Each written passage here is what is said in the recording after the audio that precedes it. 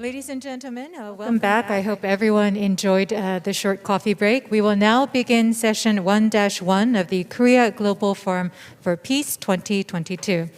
Session 1-1 is a panel discussion. Our distinguished group of panelists will be discussing the theme, the situation surrounding the Korean Peninsula and normalization of inter-Korean ties. And moderating this session is Dr. Ha Young-sun, the chairman of the East Asia Institute. And with that said, I will now hand the floor over to our moderator, Dr. Ha. 반갑습니다. 오늘 행사의 첫 번째 Good morning, ladies and 세션으로 gentlemen. As the first session of today's forum, I will be moderating the situation surrounding the Korean Peninsula and normalization of inter-Korean ties session. So we are going to have a panel discussion for the next 1 hour and a half. Before we move on to the actual discussions, I would like to introduce to you our 4 panelists. So we were expecting 5 panelists actually, but Chairman Jae-ok, Foreign Affairs and Unification Committee of the National Assembly, could not make it due to National Assembly affairs. So we'll be joined by 4 panelists to hold a 90-minute panel discussions. So I would like to introduce to you in the order of seating. First of all, we are joined by former Minister of Unification, Mr. Yong-Pyo. He is currently teaching at Yonsei University. Please welcome him.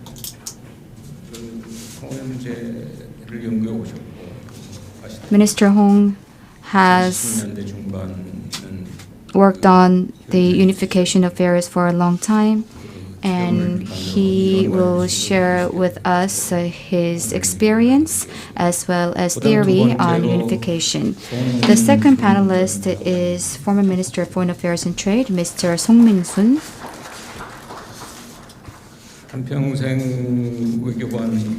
So he's a career diplomat, and he has worked on the Geneva Agreed Framework and also the September 19th joint statement. He was the chief negotiator at the time, so I'm sure that we'll be able to hear some interesting stories and also his insights regarding the new administration's policy and future outlook. I'm sure that he'll be able to share with us some interesting insights and vision. Next, I have the pleasure to introduce to you Professor Kim Byung-Yeon, Director of Institute for Future Strategy at Seoul National University. So Professor Kim is a renowned expert in North Korean economy at home and abroad. He is indeed unparalleled in this field of study. Not only that, Professor Kim has been a long-time contributor to a column, and he has an extensive readership. So he is also a very renowned columnist. I should have done lady first, but I was introducing in the order of seating. I have the pleasure to introduce to you Mun-myung, Deputy Managing Director of the Publication Bureau of the Donga Ilbo. I had a talk with her before beginning this session, and Ms. Ha has reported extensively about North Korean issues.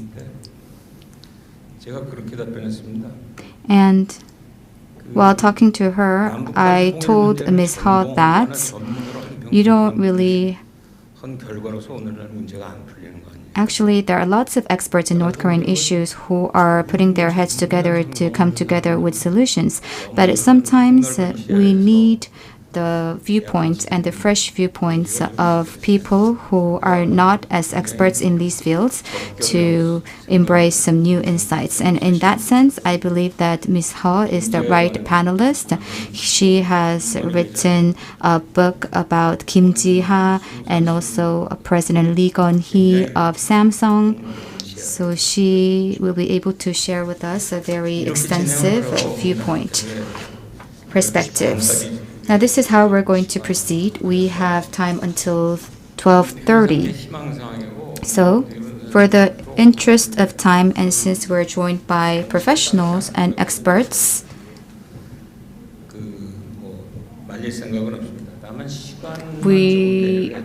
I would like to ask our panelists to respect the given time. I personally think that we should divide our session into past, present, and future.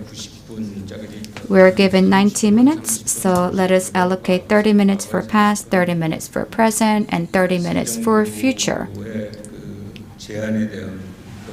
We can also discuss about the proposals of the new government, how we can implement these proposals, and then at the latter part of our discussions, we can address the remaining items.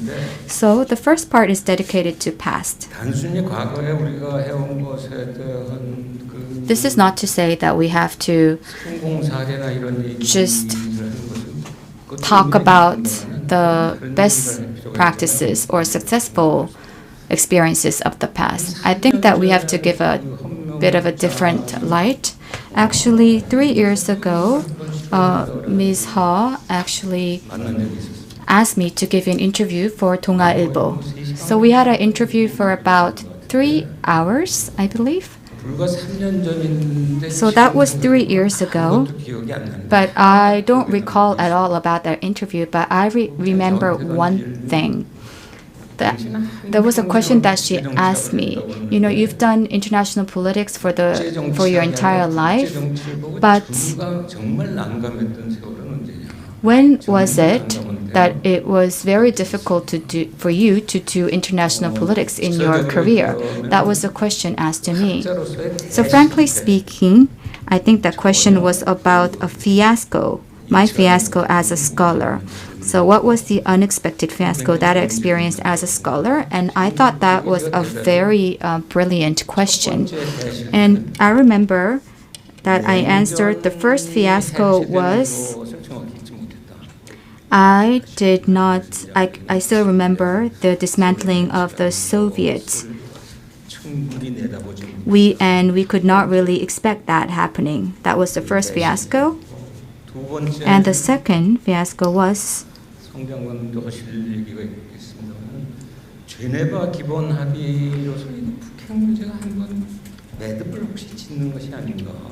we once believed that we could address the North Korean issue through the Geneva framework.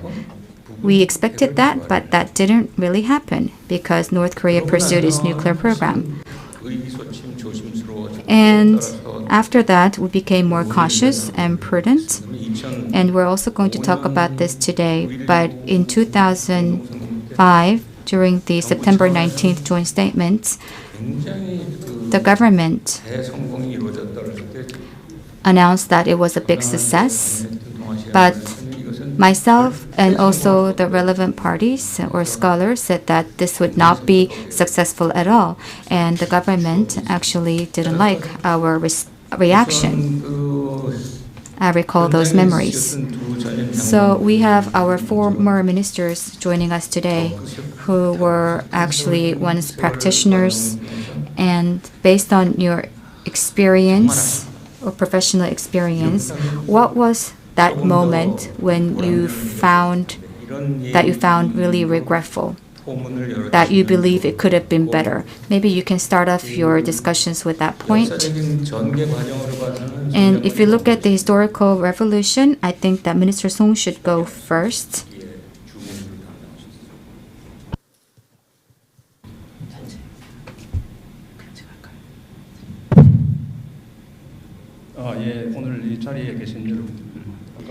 Good morning, ladies and gentlemen. I am pleased to meet you.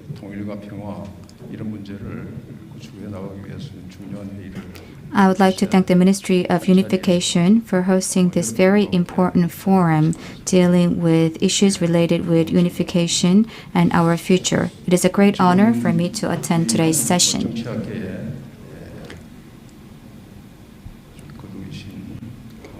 We are also moderated by Professor Ha, who is an important political figure in Korea.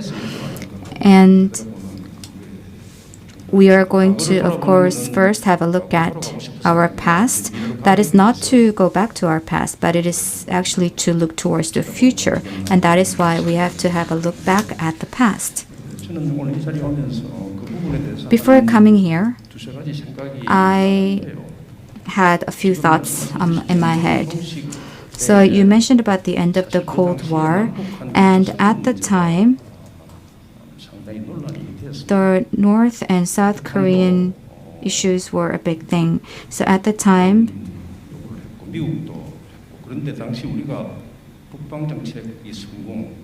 we had the Northern policy, and we are very much upbeat by the success of the Northern policy. And that is why North Korea actually were very excited that they could seek their type of unification. But if you look back in history,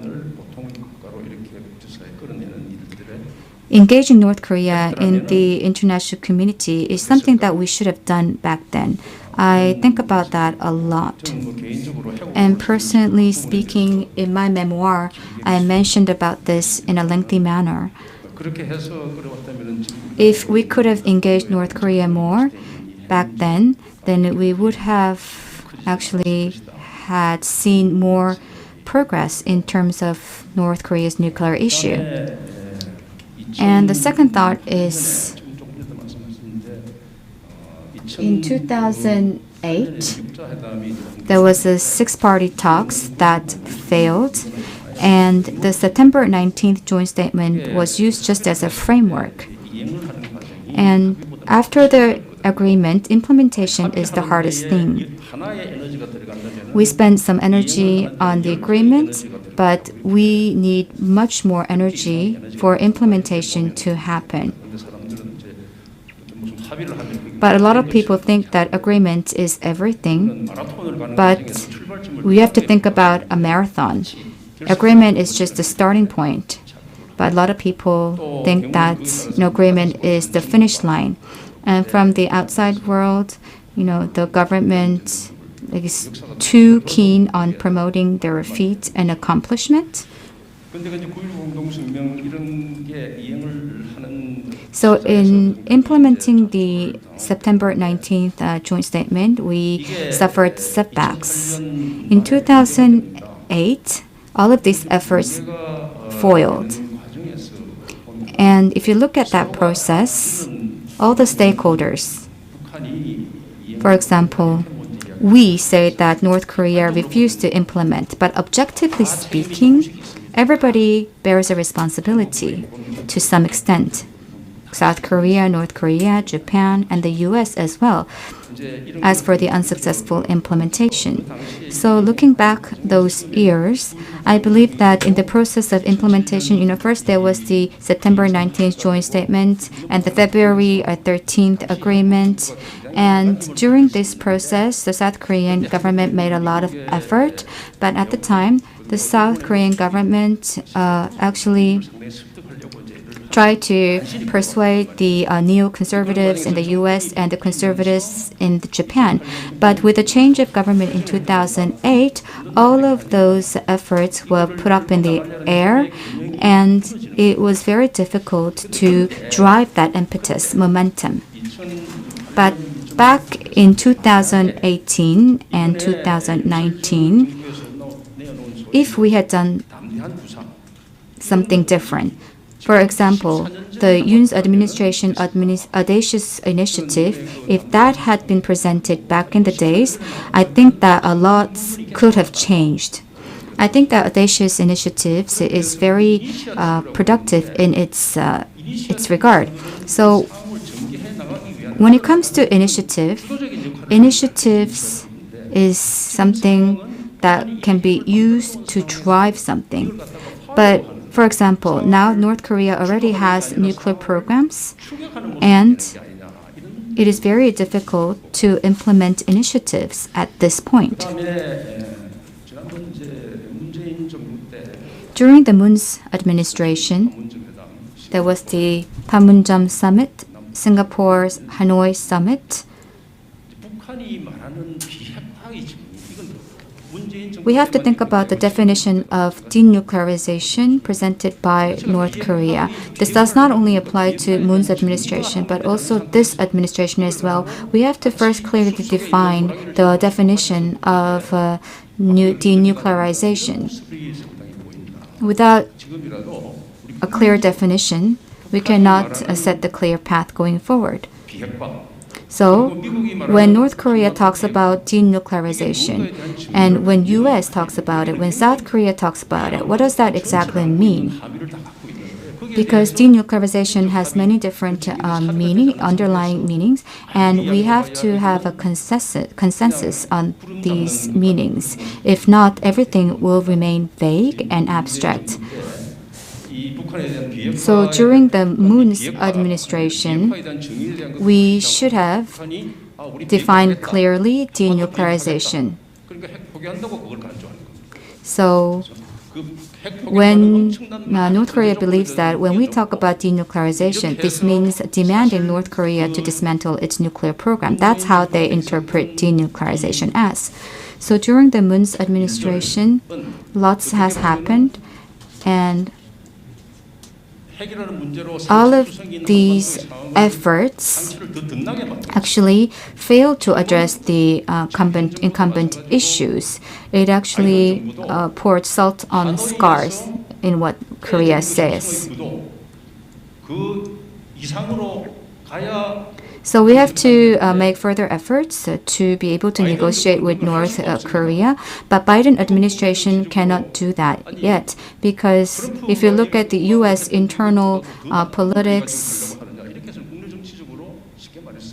internally within the United States, it is not possible. So from North Korea's perspective, they would think that there is no reason for them to come back to the negotiating table with the worst conditions that were presented by Trump. So this is something that we have to keep in mind. Whenever I talk with people, and a lot of people tell me that I'm an expert in North Korea, but this is what I tell them. If I were so an expert, I've worked for the government for the past 20 years or so, I should have actually addressed North Korean issues if I were that of an expert. So what we should do from now on is to not follow the existing environment and conditions. We have to take the lead and take the initiative in addressing this issue. The audacious initiative presented by the government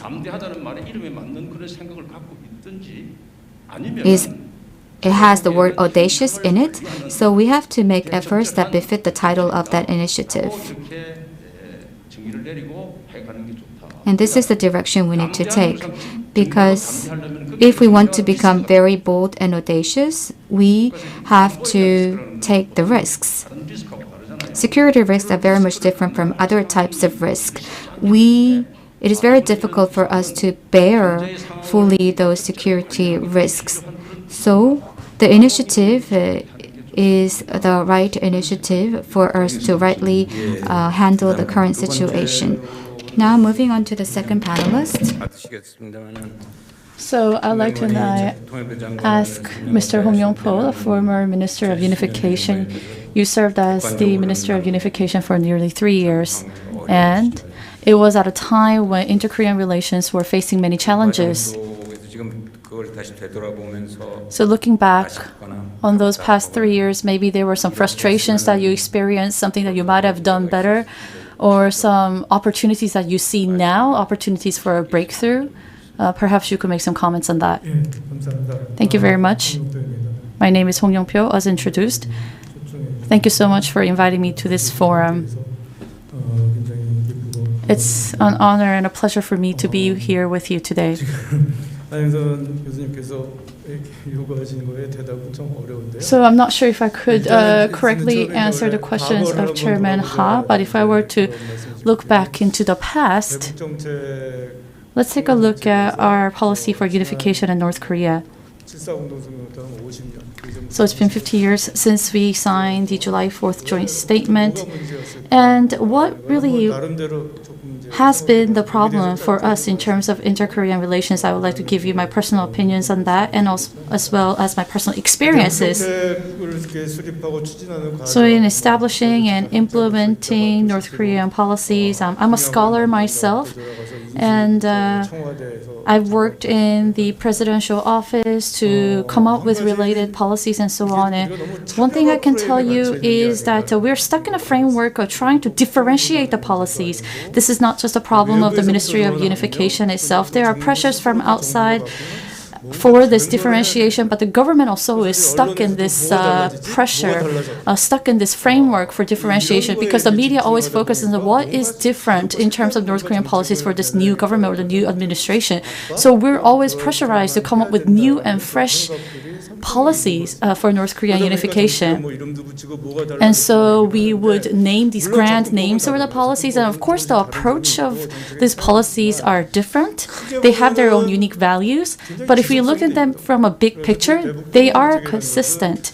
North Korean policy is a policy that should promote the basic free and democratic order that is outlined in our constitution, and for that we would have to engage in exchanges with North Korea. And sometimes those engages were successful and not so successful and so on.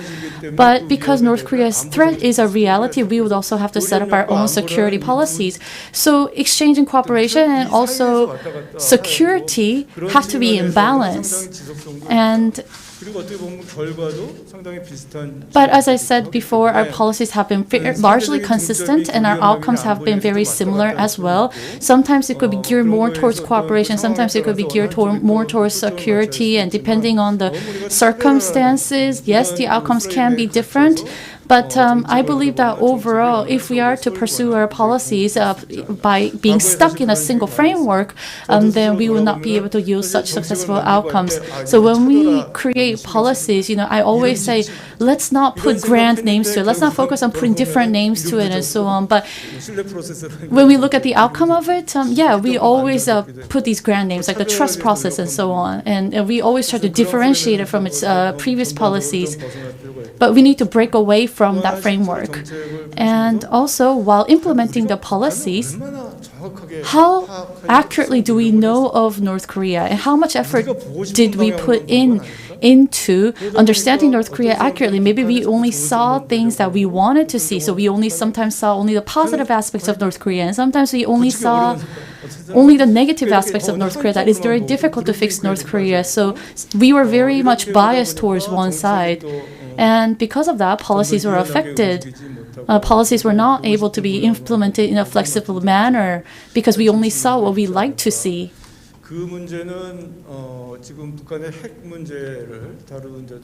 And the same applies to addressing nuclear issues in North Korea. So as former Minister Song said, I agree with his comment about denuclearization. But we have to first think about what encouraged North Korea to develop its nuclear arms first. An accurate analysis of that should be made first. And of course, we cannot gather, it's very difficult to gather accurate information of North Korea, so it's very difficult to do so. However, let's not just take a look at the things that we want to see, but we have to see North Korea as it is. I believe that there could be a positive North Korea and also a negative North Korea. We need to focus also on a positive North Korea, but we always focus on the other side. So we would have to focus on a positive North Korea so as to create an accurate roadmap for denuclearization. And with regards to the denuclearization issue, denuclearization and a virtuous cycle of denuclearization and inter-Korean relations was also mentioned during the Park Geun-hye administration. And also the Moon-Jae administration. And now the current administration also mentions creating a virtuous cycle of achieving denuclearization and building trust between South and North Korea. But I think we need to break away from this fantasy of a virtuous cycle. Yes, the effort is needed, but we need to really stand at an accurate starting point in order to create this virtuous cycle. So once again, starting point is very important. I believe that to date, we have not carefully contemplated that accurate starting point. And now I'd like to share my own personal experience. Since 2015 to 16, actually not so long ago, I wrote a paper reminiscing about the 50th anniversary of the July 4th joint statement.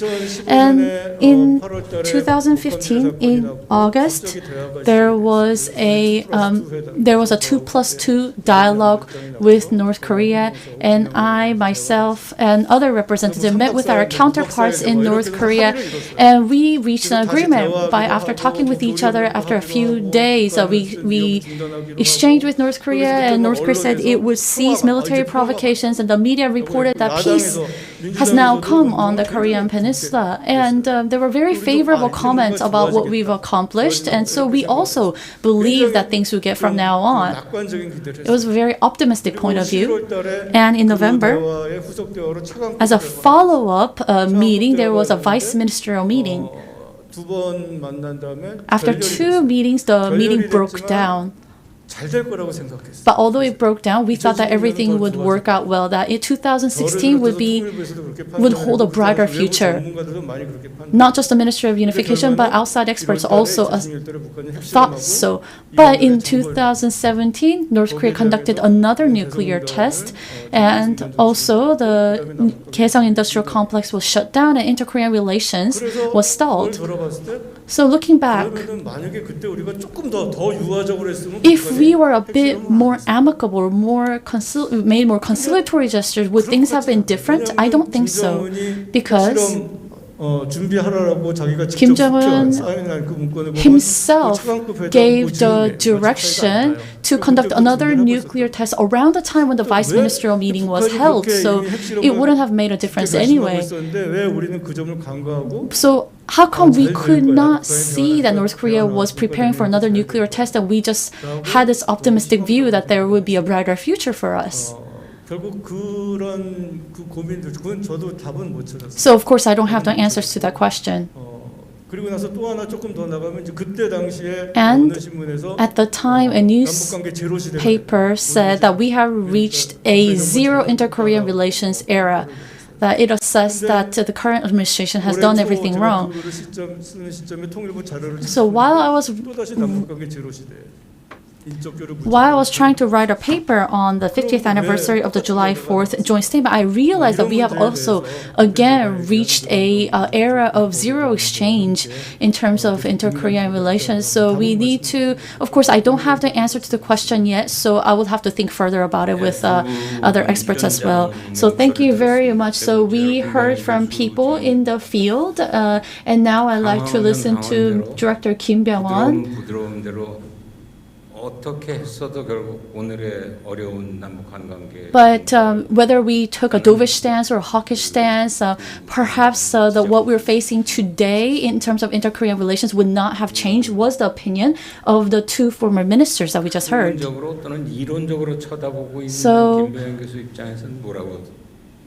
Mr. Director Kim Byung-Yeon, how would you comment about this? 네, 아마 조금 전에 Yong-Pyo 교수님께서 말씀하신 것처럼 As Professor Hong just said, while looking at the new North Korean issue, I believe that we lack knowledge the most. Do we really know North Korea very well? That is the question. On the other hand, we are one race people. So if we believe that if we take the nationalistic stance in understanding North Korea, everything would go out well. But if we put it the other way, for the past 30 years since we implemented the North Korean policy, up until now, a lot of institutions have gained knowledge. 북한 문제 같은 아주 복합적이고 When it comes to very complex and multifaceted issues of North Korea and understanding these issues and developing relevant policies, I 할 수밖에 지금 없습니다. cannot help but think that it will take more than 30 years. 비관적이지만 So in some sense, you may think that this is pessimistic, but at the same time, we have optimism because for the past 30 years, we have come to know about North Korea more. We were able to overcome this problem of lack of knowledge for the past 30 years. 정책을 짧게 남아 정리해 보면 So if we sum up the policies that have been implemented until now, so in the beginning, there was a policy or slogan that we're going to gradually achieve unification, and there was also a talk about how to start off science-science policy, and it was very much focused on economic cooperation. We talk about inter-Korean economic cooperation, but I believe that North Korea understood it as a matter of survival. 북한이 먹기만 하고 So the fruits of economic cooperations all went to North Korea. The actual reconciliation didn't happen. So there was the denuclearization, opening, and 3,000 policy implemented by Lee Myung-bak administration. 공헌은 뭐냐면 And one of the 민족 공동체 통일 slogan was that 실은 정치적인 문제는 많이 들어있지만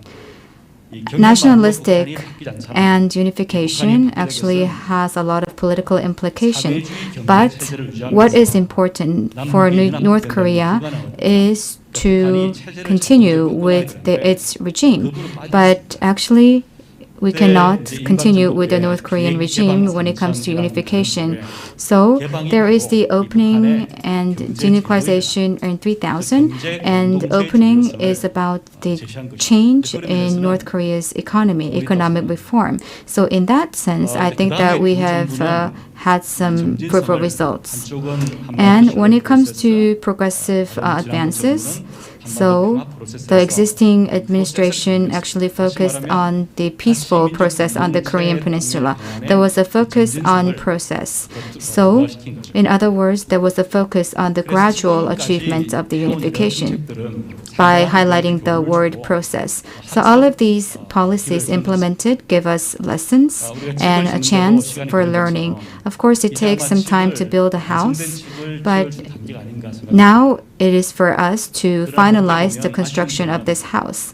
But there are also some regretful matters.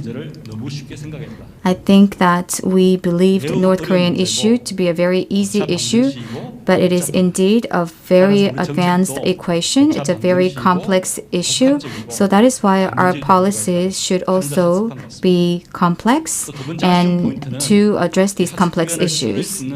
And the second thing is that we should have actually reduced the learning curve. We could have done better. So I think that it's very much related with the international domestic affairs as well as the lack of knowledge issue. In the 1990s and the end of 1990s, we saw the integration of Europe and also both Germany's being united and also the implementation of the socialist regimes. If we had gained knowledge about all of these matters easily, we could have actually completed our house, but we couldn't. And yet, for the past 30 years, we have done a lot of experiments and we've gained a lot of knowledge. So I believe that we can leverage this experience because we have built the confidence in completing our house that is addressing the North Korean issue. 국장님한테 마이크를 넘기는데 아까 Next, I would like to pass the microphone to Ms. Hall. 너무 많이 안 썼으면 좋겠다 보니까. But Ms. Hall did say that because she's not an expert in unification matters, she doesn't want to speak a lot. But we've already used up 30 minutes of our time. But she has over 30 years of experience as a journalist and a reporter. And so perhaps she could share with us her experience as a journalist while reporting on inter-Korean affairs issues. So, and also perhaps you could share your opinions as you listened to the comments by the people who are actually working in the political circles. So these days, I believe that while we do need to look back in the past to look at the future, we would also have to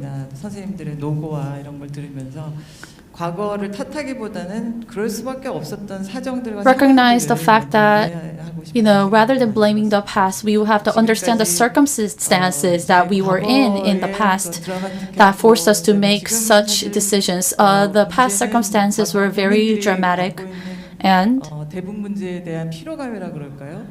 the Korean people feel a sense of fatigue about the North Korean issue. As stated in the audacious initiative, North Korea denuclearization and economic cooperation with North Korea, the expectation from the public was just so high, but no progress was made, that the Korean people feel fatigued and they remain indifferent today. But today we are facing some great questions. North Korean policies, do they really mean something at a time when global paradigm and global political landscape is changing and shifting? And is denuclearization of North Korea even possible? That's another question.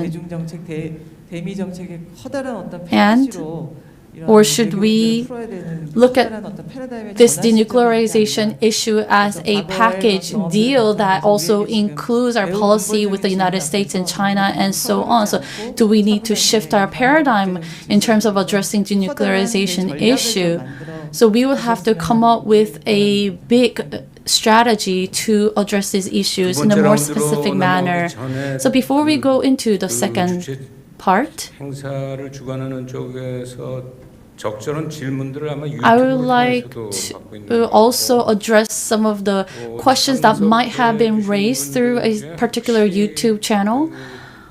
So there may be some questions raised there. I'm not sure already, but if the organizing committee can take a look at that for me, I would appreciate it. And maybe we could take some questions from the floor.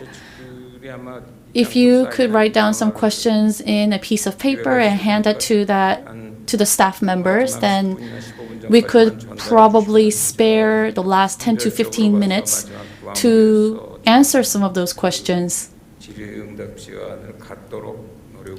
So rest assured that we will have a Q&A session towards the end.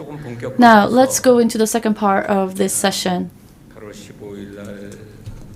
So on August 15th, the Korean government made a new proposal for improving inter-Korean relations.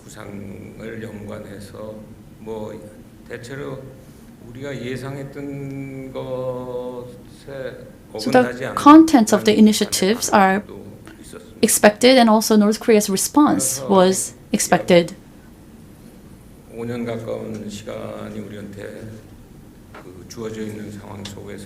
We have nearly 5 years under this new administration, and we have to think about ways to further modify and complement the initiative so that it befits its name, Audacious Initiative. We have to make sure that experts from home and abroad would really see this initiative as being bold and audacious. So that would be the focus of our discussion. And we did hear some comments related to that already. But let's talk about the initiative, maybe some constructive criticisms and forward-looking comments for the new administration. Minister Hong, can we start with you? Yeah, sure. So the Audacious Initiative was announced, and you talked about its name, Audacious. And once again, I think the name Audacious was made under the framework of differentiation that I talked about earlier. But if we look at the contents of the initiative, I honestly believe that it includes everything that we can do at this point. The presidential office and the Ministry of Unification made some extra explanations about the contents of the initiative. And so we know very well about it. And I do believe that the government has a firm will to implement this. So I assess this very positively. But of course, North Korea has rejected it. But we would also have to talk about specific strategies to make sure that North Korea responds to this initiative. Now, the part about economic support was very specific. Of course, North Korea believes that nuclear program is its destiny and the nation itself, and so they cannot exchange nuclear program for food or economic support. But nevertheless, the economic support is very specific within the initiative. But the key here is how we can guarantee the regime security of North Korea. That's the very starting point that we should be standing on right now. And this is precisely the reason why we haven't made any progress in terms of denuclearization talks. Now, the Korean government, or the Yoon administration, said that not only economic support, but also roadmap for economic and military cooperation is included in the initiative. And that's what differentiates this initiative from the Vision 3000 of the Lee Myung-bak administration. And this was also stated by the Minister Kwon Young-se of Unification. So I'm sure that internally, the preparations are being well made. But once again, we have to alleviate North Korea's concerns about its security, regime security, when it does denuclearize. We would have to come up with very sophisticated and detailed roadmap for that, and I could tell you two things about it. One is something that I've been concerned for a very long time.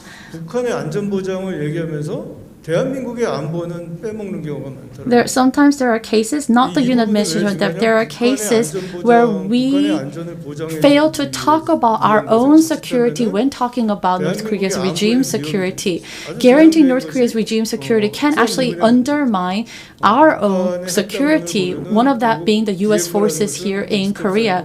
Denuclearization is an armament agreement, and that might include a withdrawal of U.S. troops here in South Korea, and that could be very detrimental to South Korea's security.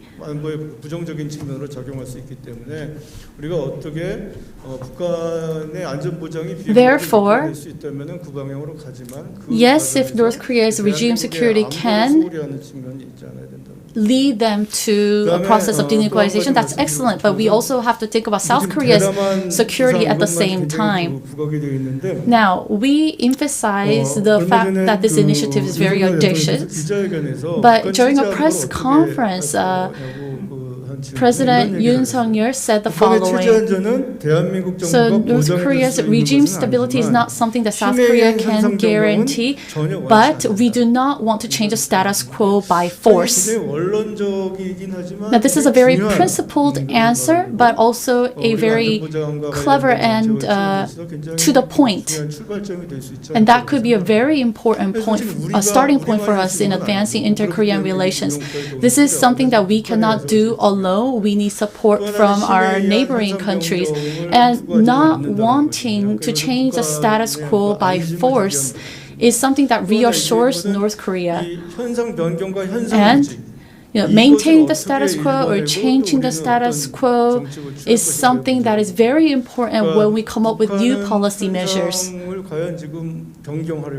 Does North Korea want to change the status quo? And if so, in what method? North Korea actually relies on force, which is called its nuclear weapons, to change the political landscape. But how are we going to respond to that? If our goal is to maintain the status quo, how are we going to do that to our own favor? So those two are clashing. So if North Korea's strategy is to change the status quo, or is North Korea's strategy to maintain the status quo with its nuclear weapons, that's what we need to figure out first. And once we figure that out, we need to also take corresponding measures. 현상을 유지 또 변경해서 우리는 So how are we going to change or maintain the status quo so as to create a favorable political landscape for us? That's also what we need to think about. 대화가 쉽지는 않은 상황. Now, dialogue is not easy. I also talked about my own experience of inter-Korean dialogue in the past. But dialogue, chances for dialogue actually comes at an unexpected time. So we do not need to be obsessed with having dialogue with North Korea, but we would have to seek for opportunities when chances arises, and we will have to take that to our full advantage. And with regards to audacious initiative, yes, the focus is on denuclearization, but we will provide also now the focus is also on humanitarian assistance and human rights issues, and those two problems go hand in hand. So how we approach these two issues is very important. Now, when I was a minister, the North Korean Human Rights Act was passed, and we created a humanitarian cooperation bureau, and at the time we contemplated how to name this bureau because humanitarian assistance and human rights issues go hand in hand. But North Korea hates the word humanitarian assistance, and humanitarian assistance entails human rights issues, but if we are to put the name human rights into the bureau's name, it might cause some problems.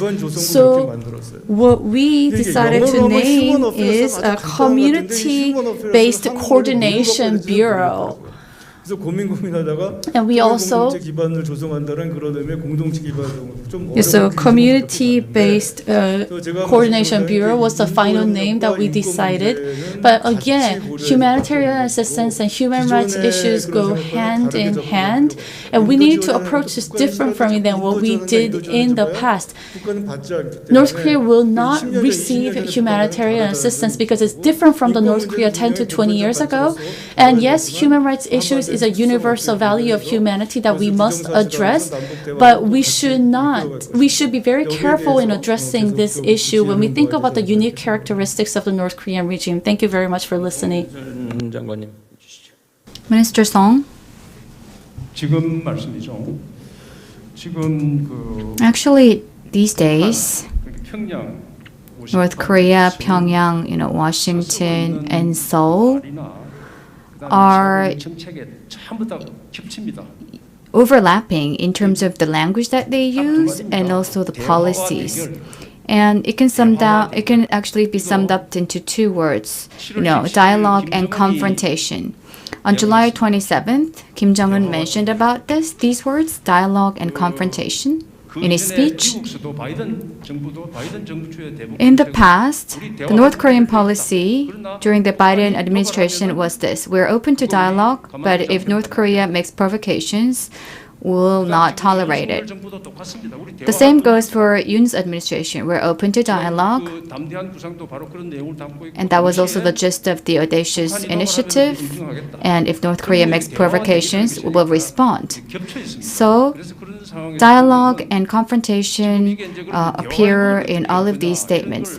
So how are we going to open the dialogue is an important question and the focus that we need to make.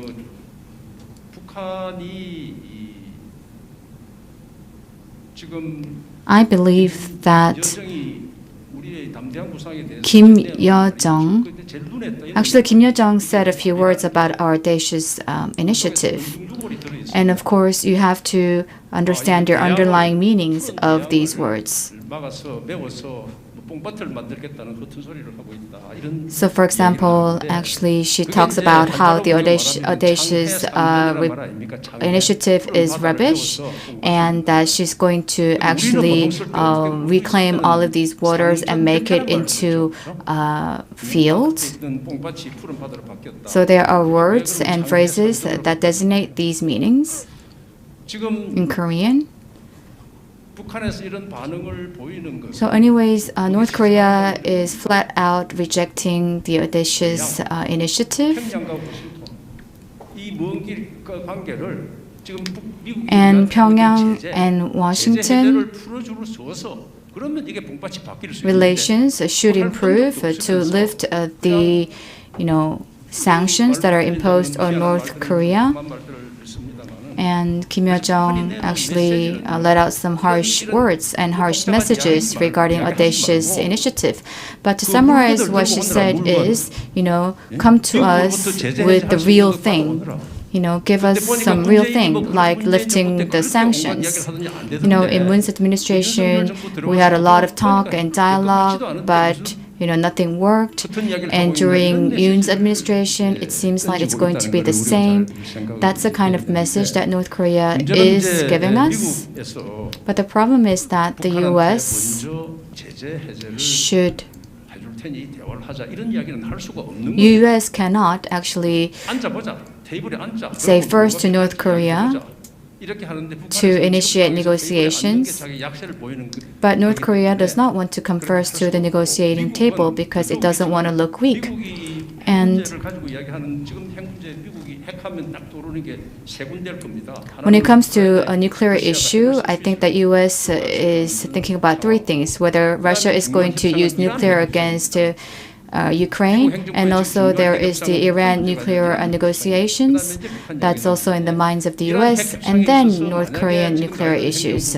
So when it comes to nuclear negotiations, if Biden administration actually comes out to the table with the sanctions item or agenda, that's not going to be good. And of course, North Korea actually knows about this current situation.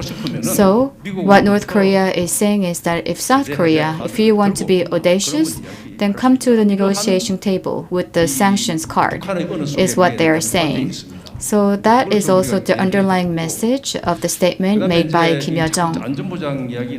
We're also talking about security assurance. And sometimes we replace security assurance with security. So during the U.S.-Soviet era, U.S.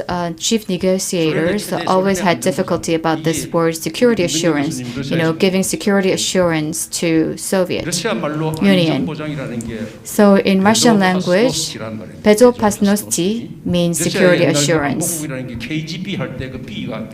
So B is the security assurance in KGB. So security assurance in Russian language is very comprehensive. So this is to protect the country from any risk. But what is North Korea saying? What they're saying in terms of getting security assurance is that, first of all, you have to recognize us an independent country, a sovereign country, and you should not make any military confrontation, not exert any economic pressure. So security assurance includes all of these. So how can we give that kind of security assurance to North Korea? It's the fundamental question. So, no intervention in national affairs and no economic sanctions and all that. That was also understood as security assurance by the West. But North Korea is asking also one thing: regime stability. And how can we actually give assurance to regime stability? So North Korea continues to say that if they get security assurance, they will give up their nuclear weapons. Theoretically speaking, it's feasible, but practically speaking, not feasible. And what is important here is North Korea also talks about nuclear umbrella. So if we say if you don't actually make nuclear weapons, you can economically prosper. But unofficially and officially, they say like this: U.S. offers you a nuclear umbrella, but we don't have a nuclear umbrella. That is why we made a nuclear umbrella on our own. So if we were to remove our nuclear umbrella, then South Korea, you should also remove your nuclear umbrella. So if South Korea is faced with nuclear risk, then North Korea is going to provide that nuclear umbrella. So North Korea keeps on telling South Korea that we should also get rid of our nuclear umbrella first. And that is why it's very difficult for us to negotiate with North Korea. And this is what I wanted to convey in my message. So that is why when it comes to audacious initiative, I think that practically speaking, realistically speaking, it will not be easy to use the audacious initiative to make a breakthrough. If we want to be really audacious, as the initiative says, then the Yoon's administration should make efforts to bring the sanctions card to the negotiating table. But there is also a value in the audacious initiative because there is a focus that we want to actually, we are always open to dialogue and that we will not tolerate provocations. In that sense, the audacious initiative is also meaningful. So thanks to the comments made by our two ministers, we are now going into the core of our discussions. Scholars are always asked to answer difficult questions, so I'm going to ask a more specific question to Professor Kim Byung-Yeon. If we want to be audacious and bold, one of the preconditions is that we have to go beyond sanctions, and we have to be able to talk about, actual economic assistance and so forth. And Professor Kim, you've been dealing with the sanctions issue for a long time. So how do you think we should go about in the future, especially for the new administration? That's the first question. And the second question is, Professor Kim may think, why are you asking me this question? But second question is related with regime stability, regime assurance.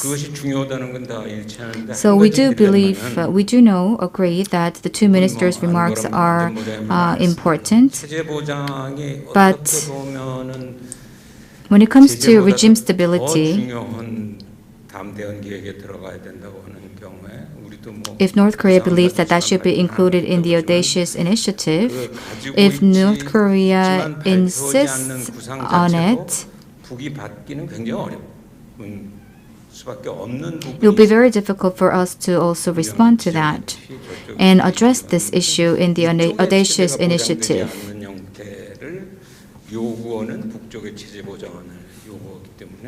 We cannot actually address this issue in the audacious initiative, and that is a very difficult dilemma.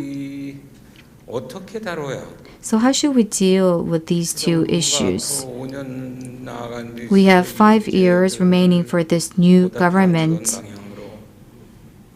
How can the new government address these issues so that the initiative presented by this government is considered as audacious or bold? So I would like to ask this question to Professor Kim. Yes, indeed, that is a very difficult question to answer. I don't know if my answer would suffice, but I believe that other than the title of this audacious initiative, I think that initiative offers a lot of benefits.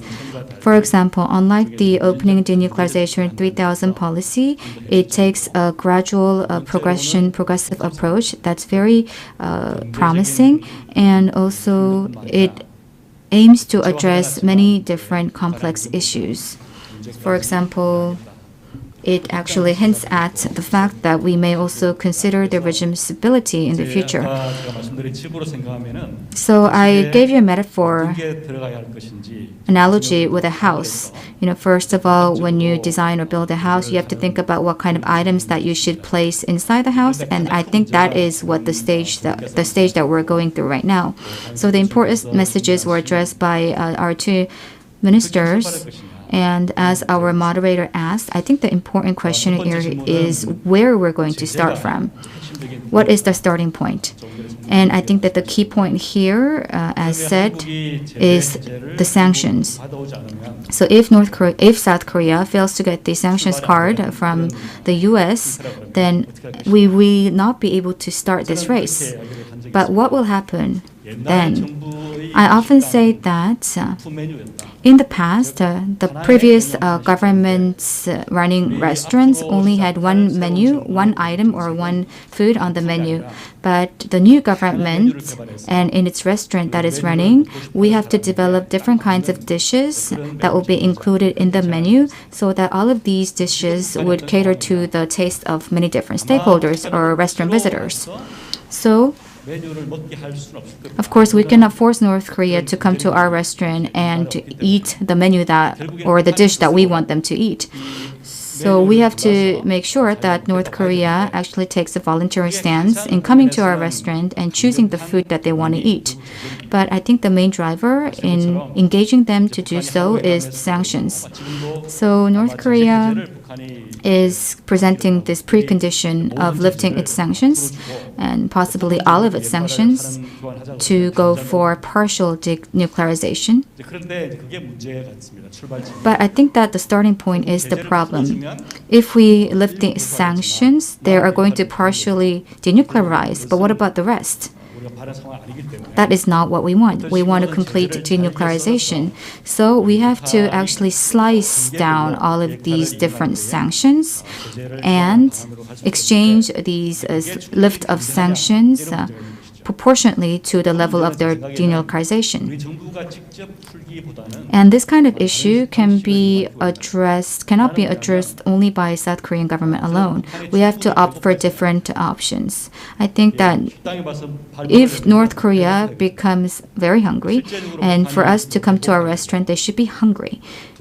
That's the first condition. And the second is the brain should know that the body is hungry. The brain should realize that the body is hungry.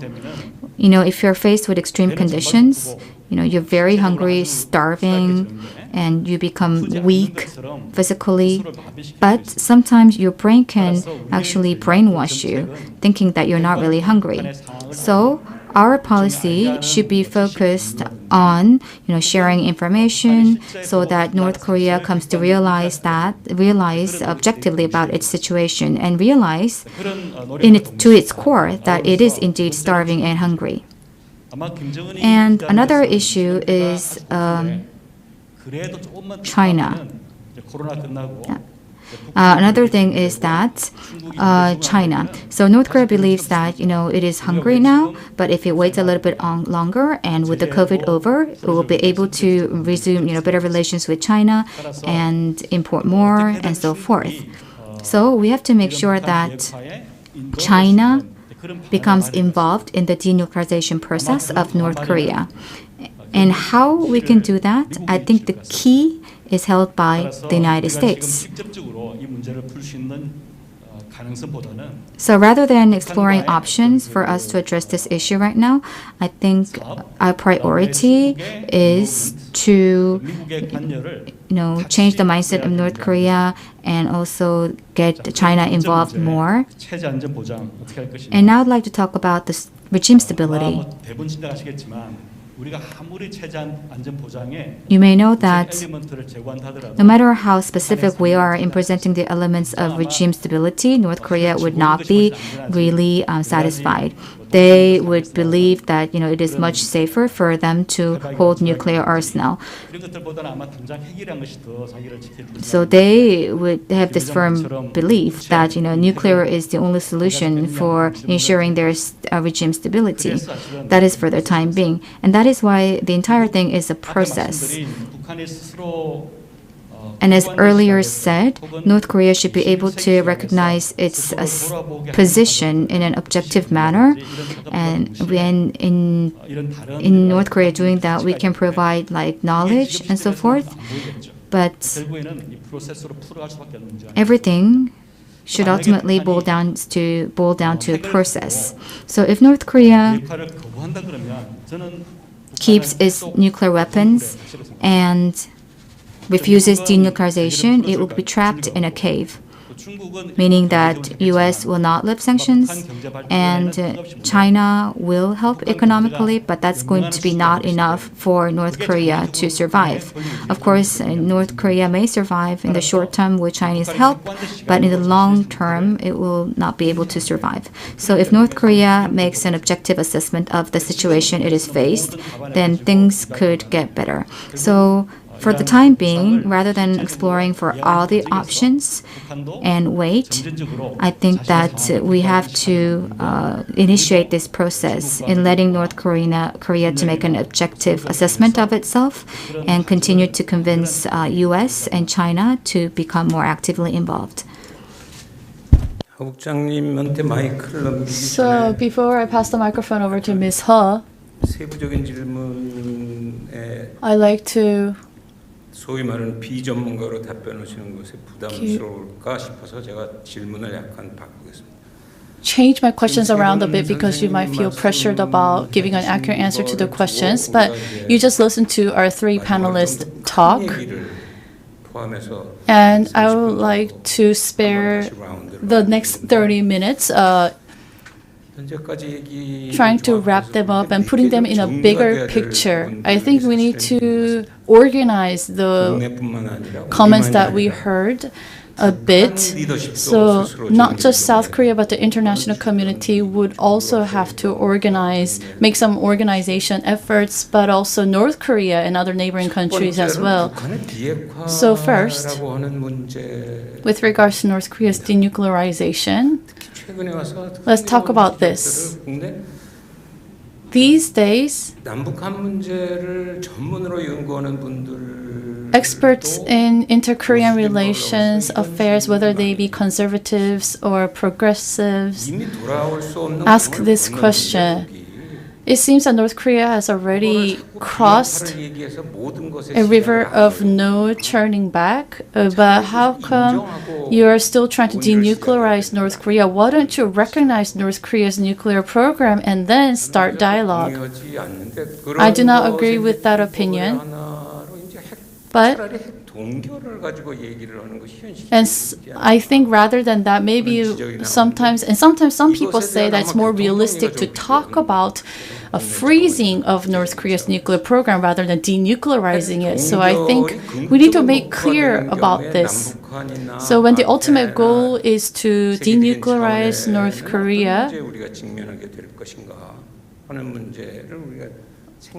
what kind of challenges we would face, both South Korea and international community. And from the North point of view, the denuclearization that North Korea talks about is quite different from denuclearization that we're talking about. So while North Korea agrees to some partial denuclearization, but a full strategic denuclearization has never been determined by North Korea, but we always put that as a premise when we formulate our policies.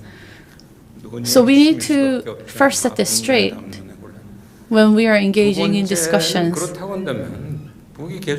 And if that is the case, if North Korea will continue to develop its nuclear weapons and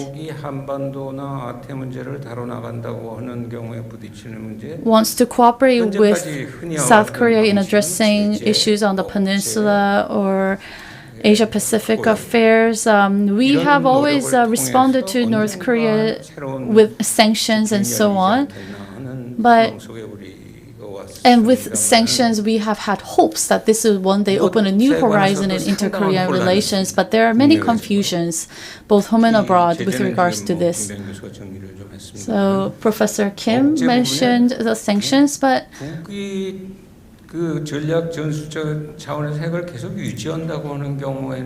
if North Korea were to maintain its nuclear program, both strategically and tactically, does that mean South Korea will inevitably have to arm itself with nuclear program as well?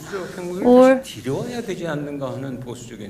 so there are some conservatives who say that in order to really deter North Korea's nuclear program, South Korea would have to adopt its own nuclear program. But I think it's preposterous. The United States doesn't want that as well. For us to unilaterally just believe that that could be the solution is preposterous. 개발에 가직 핵화되었기 때문에 오늘의 어려움을 겪고 있는 속에 And we are facing the issues that we're facing today because North Korea is armed with nuclear weapons. And if South Korea was to also arm itself with nuclear weapons, we would face further troubles and challenges. 제재와 억지라고 하는 포용이라고 하는 Sanctions and deterrence. 국내외의 담론의 혼란을 어떻게 조절해야 될 것인가? Those are some of the things that we need to set straight in order to avoid confusion in related discussions. And that next question is what I want to give to Ms. Huh. 사실은 궁극적인 문제는 보다 The ultimate 미래지향적으로 보면 problem is that if we are more future-oriented in our point of view, so unification on the Korean Peninsula and its contribution to the Asia-Pacific region, when we think about those things, inter-Korean unification 어떻게 새롭게 만나야 되느냐 하는 것이 is something that would really contribute to our modern civilization. And if I were to borrow the phrase from North Korea would have to see some new calculus from the United States and South Korea to see new dialogue and not confrontation. So, but that actually paradoxically implies that North Korea also needs a new calculus. The 21st century is an era of advanced technologies, and nuclear weapons are actually obsolete weapons in the 21st century. It's a weapon that only those who have fallen behind prefers. So to have nuclear weapons is actually a very tragic decision for any nation in the 21st century. So how can North Korea come up with new calculus of its own? That's a big question that we need to think about. And what could be that new calculus for North Korea in the 21st century? What ought to be the key issues of that new calculus? So I want to give Ms. Hall the opportunity to address that question. So will this be the last time that I would have to talk? No? Well, you may talk as much as you want. So, the question that Mr. Ha gave me is something that I will answer with an open view. And I have a lot of things to say about this as a journalist. So, I know that my comment could sound a bit provocative and rough, so I ask for your understanding. Now, before I talk about the audacious initiative, I would like to talk about its preconditions. That is, does North Korea really have the will to denuclearize? I would dare say that no, they don't have the will to denuclearize. So the history tells us this. And amid and I believe that this is the outcome of the changing political landscape. There are a lot of tensions. There's a war going on. And there is a conflict between China and Taiwan. The U.S. warship actually went to the Taiwan waters. And if you look at the Russia-Ukraine war, we have come to an era where the United States can no longer provide support to those that are being attacked, and maybe Russia can really use its nuclear weapons, which we always thought that would happen in movies only. We are living in an era of fear.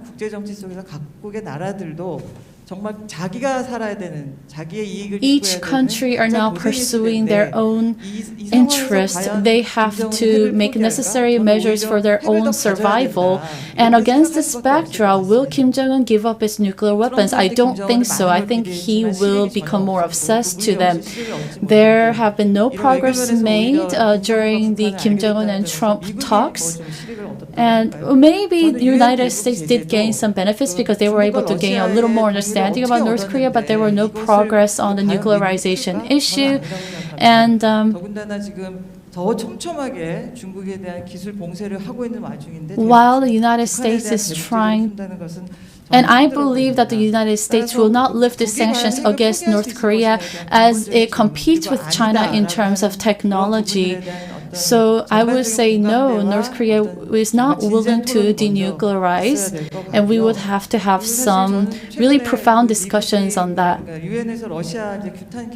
And the United Nations actually had a vote about adopting a statement condemning Russia, but it's not just China, but the United Arab Emirates and also India who veto their rights to vote, which means that the United States no longer has a room for intervention. The United States power is not the same anymore. And South Korea's North Korea policy only focuses on the North Korean regime, but we actually need a so-called grand plan. And I believe China-Taiwan conflict is a big pending political issue that shakes up the political landscape of the Asia-Pacific. We would have to come up with some contingency plans for possible emergency that might occur, and we will have to come up with our own stance, and we will also have to persuade the public in terms of that stance. So we would have to make necessary preparations. And House Speaker Nancy Pelosi went to visit Taiwan, which escalated tensions between Taiwan and China and also the Asia-Pacific region. But I believe that the Korean administration has been giving ambiguous messages with regards to this issue. Is it walking on eggshells in front of China? Our policy on North Korea, United States, and China is based on ROK-US alliance. And with regards to that, we have to give some clear messages, but we haven't been able to do so. And also, there is that issue of not providing subsidy to electric vehicles of Hyundai and Kia with the new act that was adopted in the United States. We are very cautious to approach these issues because they might actually affect these EV issues and other issues as well. And I believe that's just a speculation. We are faced with a very complex situation today, and tension is rising in global political landscape. That's going to be the way forward. Mr. Ha said we should talk about the future as well in this session, and I believe that opportunity is coming for Korea, for South Korea. So on top of the geopolitical order, the war of hegemony between US and China in terms of technology is ongoing, and Korea has a real strength in semiconductor and technology. And if Korea fails, the ecosystem that the United States dreams of is not going to survive. So I believe that we can take our strength that we have in technology to not become subservient to the advanced countries anymore, but to become a leading player in the new political landscape. So we do not have much time left. So I would like to ask Professor Kim. So can you share with us some key points that we should consider as important in the long term? So from a long-term perspective, we have to think whether Kim Jong-un's nuclear weapons can really help him protect his regime. As of today, a lot of countries are developing high-tech technologies, and the explosive power of nuclear weapons is older, more greater. But would we be able to really ensure the stability of North Korea with those nuclear weapons in the next 30 to 40 years? That is an important question for us to address. And Mr. Ha also mentioned about freezing nuclear programs. If that is our goal, then we have to also make some preparations in terms of security, for example, countermeasures. So in the long term, security is a fixed constant. It's a constant.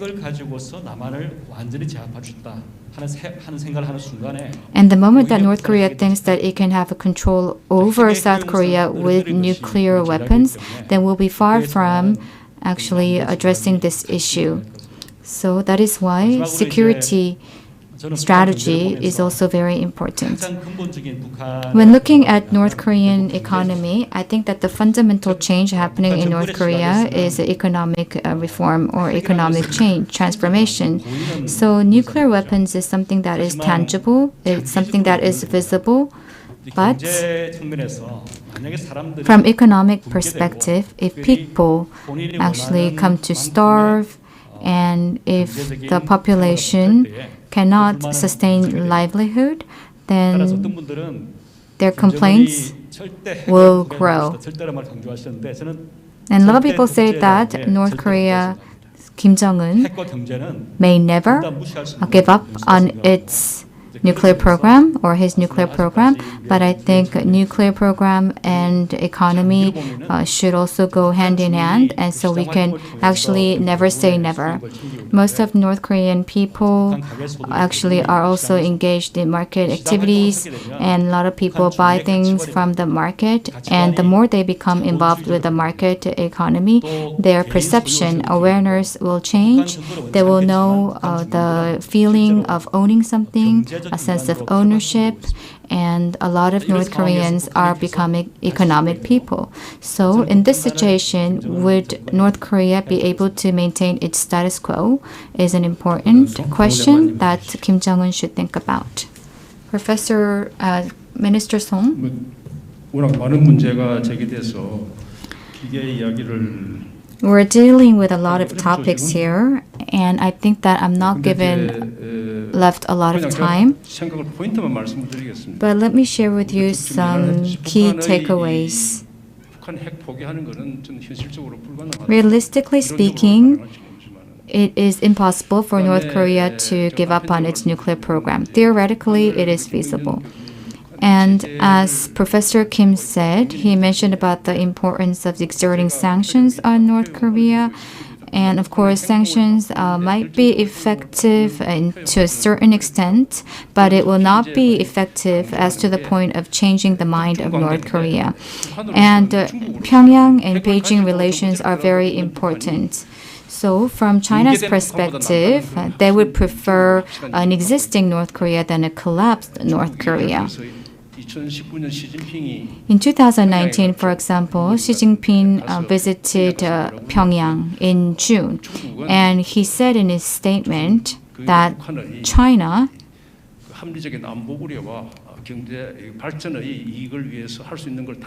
will do its best to share the concerns of its security and economic development. And of course, North Korea's economy is 1/500th of China. And China says outright that it is helping North Korea in its own way. But we have to address this issue and deal with this issue on the premise that China is continuing to give help to North Korea. And when it comes to North Korea's nuclear program, we often say that we are using a nuclear program. First is, launching like nuclear missiles, like the Hiroshima and Nagasaki case. But there is a political use of a nuclear program. It is actually using nuclear to coerce and manipulate others. What's happening in Ukraine right now is also due to Russia's nuclear programs. It is actually restraining the actions and the movements of a lot of the Western countries. So we know that North Korea has nuclear programs, and it continues to leverage nuclear programs in a political manner as well. And are we going to continue to live like this is a choice that we have to make. And extended deterrence or nuclear umbrella provided by U.S. is very much dependent on the U.S. decision. We say that we are going to, for example, strengthen extended deterrence. 자세히 알 수 있도록 해주겠다. 이게 확장 억지를 강화한다는 말로 바꾸는 겁니다. This is to have enhanced the visibility of South Korea into these issues. So how are we going to extend deterrence and ensure nuclear umbrella? That is also an important question. And a few days ago, President Yoon said we're going to continue with the NPT regime. NPT regime should continue to be in place, and I do agree with him. But there's also one other thing to consider. 독일이나 일본과 같은 그러한 핵 능력을 갖고 있는 것이 NPT 체제를 유지하는 겁니다. The fact that South Korea will have nuclear power would mean, continuing with the NPT regime. In reaching uranium is like being included in the NPT regime. So, as for Germany and Japan, they are not nuclear powers. And the fact that we build, uranium enriching technology is withdrawing from the NPT regime. That is not the kind of thinking that we should have. So, in that sense, President Yoon, I think he made that. I don't know if he made that statement knowing all of this, but of course we have to respect NPT regime. But this also means that we have to secure our nuclear authority that is allowed by the NPT regime, allowed by the scope of the NPT regime. And going back to the theme of extended deterrence, somebody mentioned about the electric vehicles as well.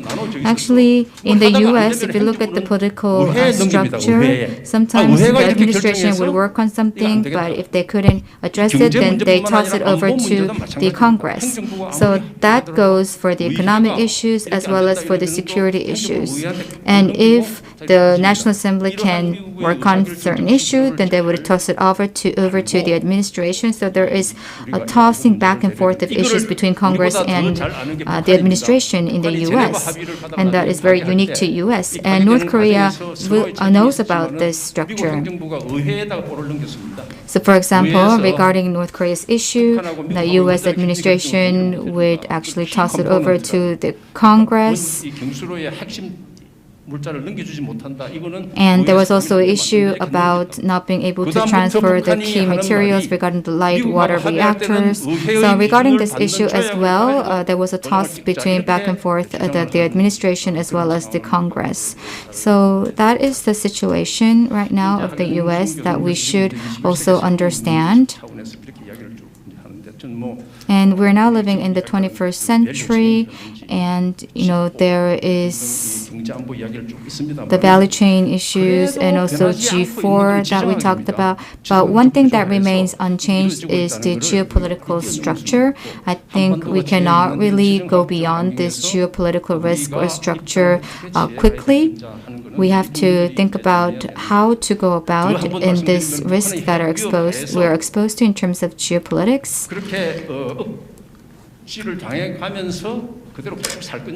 So are we going to continue to have more say in this issue is something that should be determined by also the South Korean people.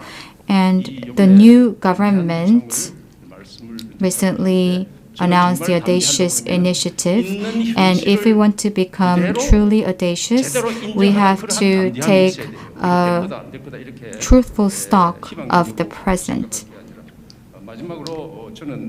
based on the facts.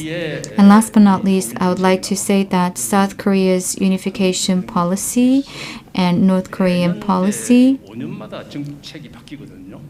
when it comes to all of these policies, they are renewed every 5 years. So whatever policy we have, they can last up to only 5 years.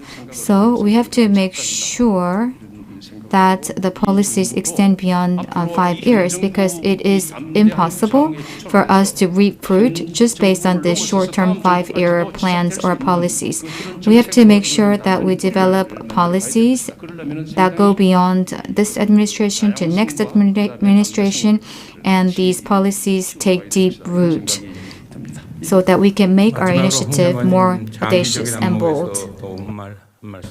Last but not least, Mr. Hong, can you make a comment? Yes, you raised some really important questions, but I don't have a lot of time to address all of them. But simply, are we going to recognize or acknowledge North Korea's nuclear weapons? And you also said that North Korea crossed the river of no return. I think that's correct, but I do think North Korea crossed the river, but I don't think it's a river of no return. We can definitely have North Korea to come back, but when it comes back, what are we going to do? Because we would have to coexist with North Korea that possesses nuclear weapons. Now, with regards to security aspects, we will have to complement our extended deterrence when dealing with North Korea. And from a political point of view, North Korea is trying to wield power and exert influence over South Korea, but we would have to deal with that as well. So if you look at the statements made by Kim Yo-jong, there are some really hostile rhetorics. And with regards to the audacious initiative, Kim Yo-jong said that how dare South Korea tell North Korea to give up its nuclear program. That was a nuance. Because, North Korea believes that the South Korea is not on par with North Korea because it does not have nuclear weapons. But we cannot just let North Korea argue on with this logic, so we have to address this issue as well. And from a long-term perspective, you talk about history of civilizations, but I cannot go as far as that. But we will have to engage in some constructive peace dialogue. That's what I want to say. Now, the Korea Global Forum for Peace is the title of this forum. We did not have for peace in the past. The event was named Korea Global Forum, but later the name changed to not KGF but KGFP. And it was in 2020 that the name changed. And around that time, Ilbo released an article commented that they hope that the Korean Global Forum for Peace will not just end up being an empty forum. But we have to concretize our concept of peace when we formalize our related policy. And even when the administration changes, I'm glad that we have maintained the stance for peace. But what's important here is that how are we going to set our goal for peace? The concept of peace is so different. People's understanding is so different. There are some criticisms that we might just give unilateral assistance to North Korea under the slogan of peace.